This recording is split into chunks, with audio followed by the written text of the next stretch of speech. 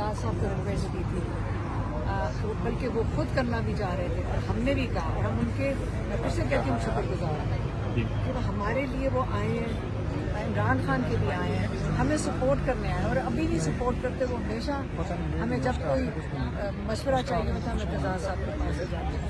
ہیں، اس لیے ہم ان کے بڑے شکر گزار ہیں۔ اور آج وہ بیٹھے رہے ہیں جب تک ان کی ملاقات نہیں ہوئی ہے 2.5-3 گھنٹے، اور چیف جسٹس صاحب نے بھی یہی کہا کہ جب میٹنگ ہو رہی تھی وہ معذرت کر رہے تھے کہ میں نے ان کو اتنی دیر بٹھایا ہے، اور یہ میرے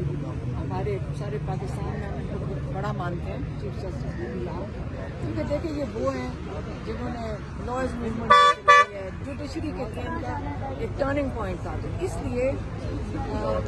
انہوں نے جو ہمت کی ہے اپنی بیڈ ریسٹ چھوڑ کے یہاں بیٹھنا،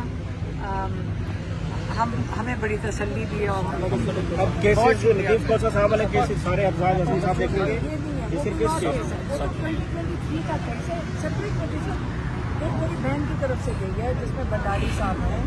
ہم تو ہر طرف سے کر رہے ہیں، اور ایک اعتزاز صاحب خود ڈالنا چاہ رہے ہیں جس کے لیے انہوں نے چیف جسٹس کو کہا کہ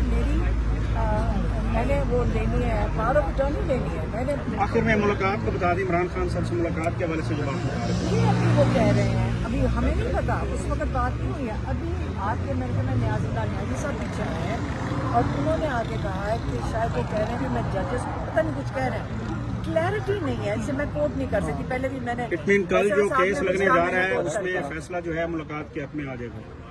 کل جو کیس لگنے جا رہا ہے کل دیکھتے ہیں نا، آپ انتظار کریں، میرے پاس جواب تو نہیں، میں کوئی عدالت تو نہیں ہوں،